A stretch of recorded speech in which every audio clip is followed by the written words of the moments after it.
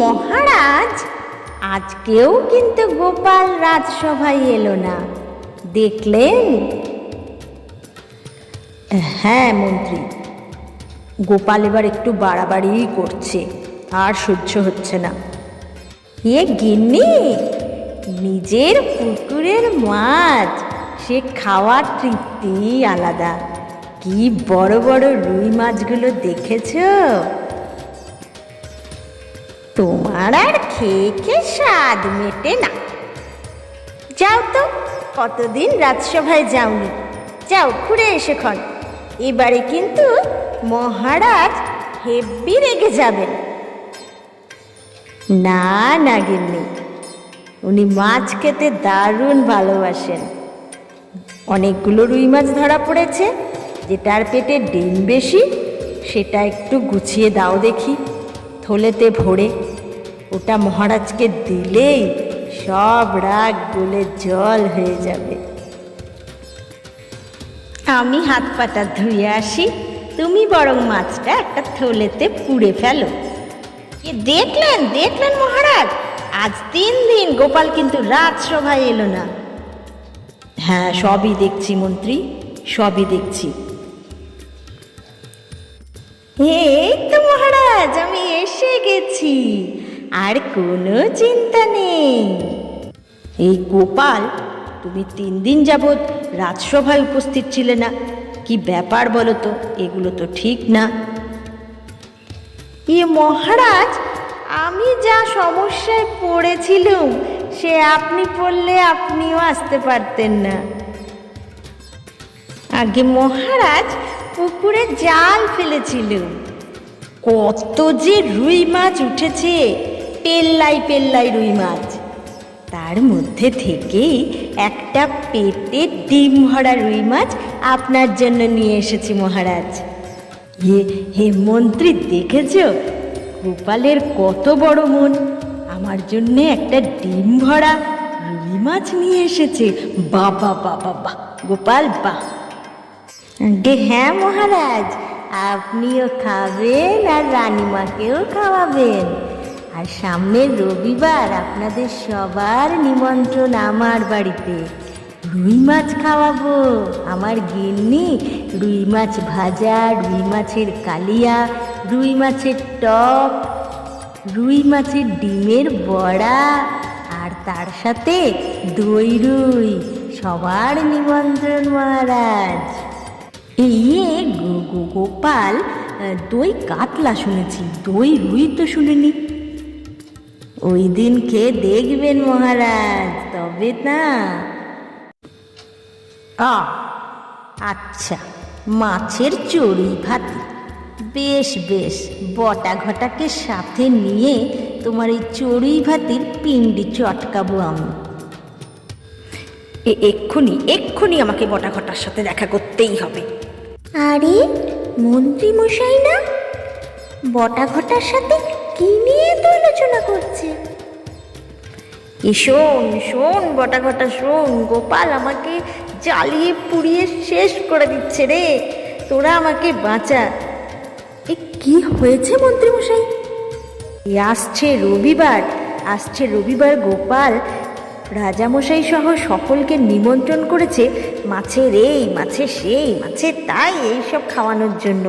তো আমি চাইছি তোরা শনিবার রাতের মধ্যে গোপালের পুকুরের সব মাছ হাওয়া করে দে, বুঝলি?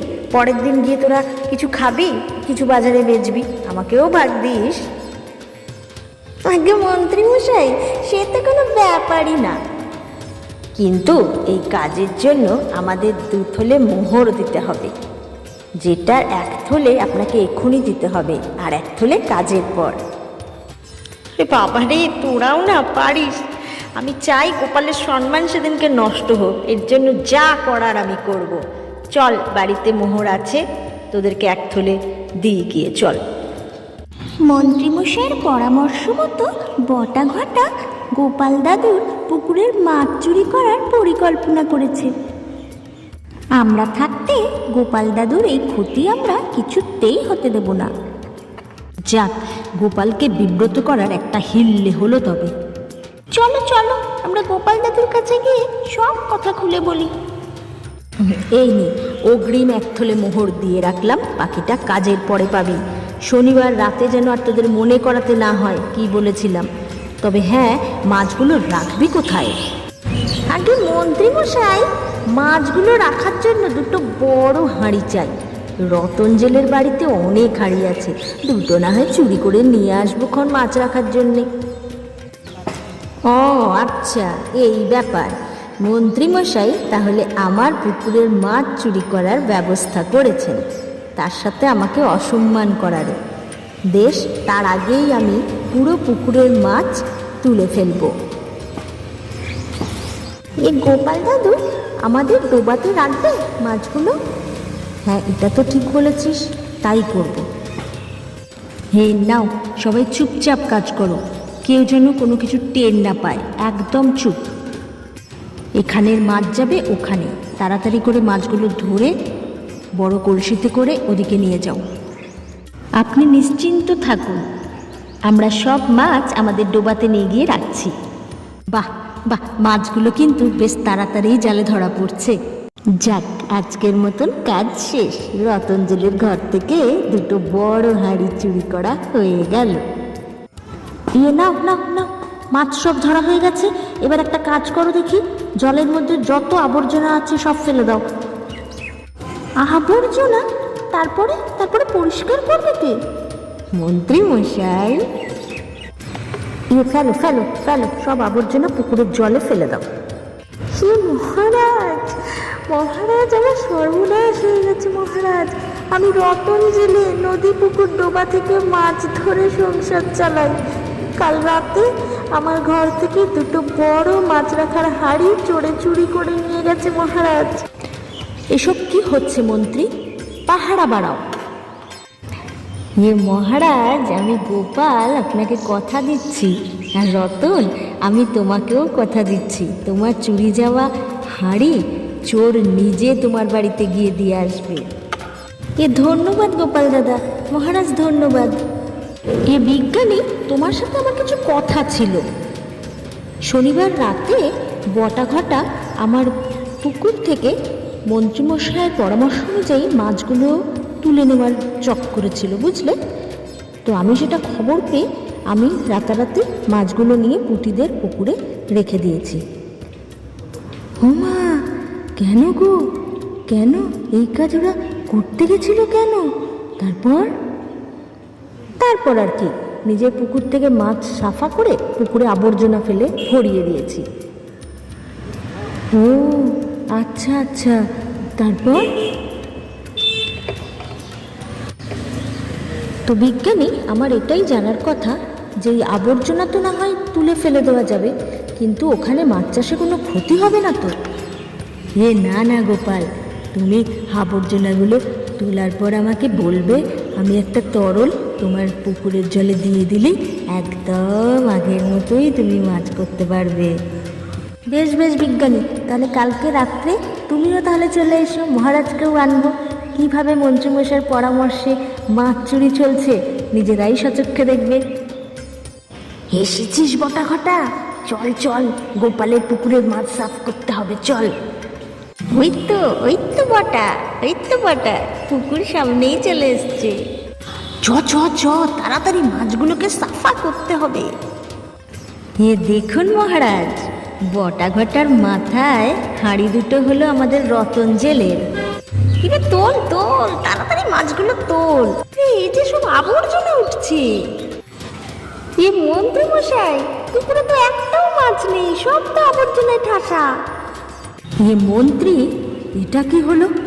তুমি মাছ চুরি করতে এসেছো বটা ঘটাকে নিয়ে, আর রতন জেলের মাছের হাঁড়ি তোমরা চুরি করেছো?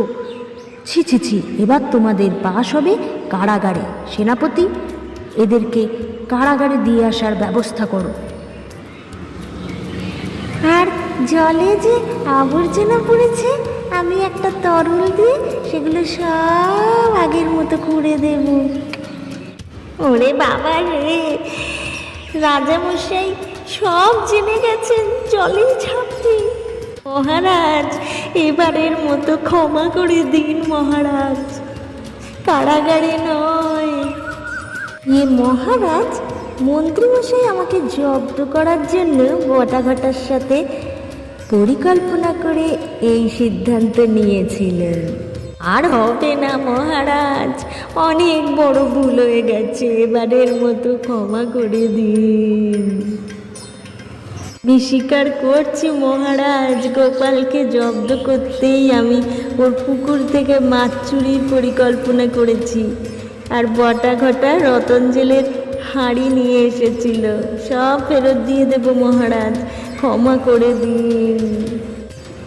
ওই জন্যই বলেছিলাম মন্ত্রী, সৎলোকের পিছনে লেগো না, তোমার আর শিক্ষা হবে না, এক ভুল বারবার। আর ভুল হবে না মহারাজ, এবারের মতো কারাগারে নয়, ক্ষমা করে দিন, আর ভুল হবে না। ঠিক আছে মহারাজ, তাহলে আসছে রবিবার সবাই মিলে চলে আসুন, সাথে রানীমাকেও আনা চাই। রুই মাছের বিভিন্ন পদ আমার গিন্নি সকাল থেকে রান্না করতে শুরু করে দেবে, তাহলে সবার আশা চাই ওই দিন, অবশ্যই আসবেন।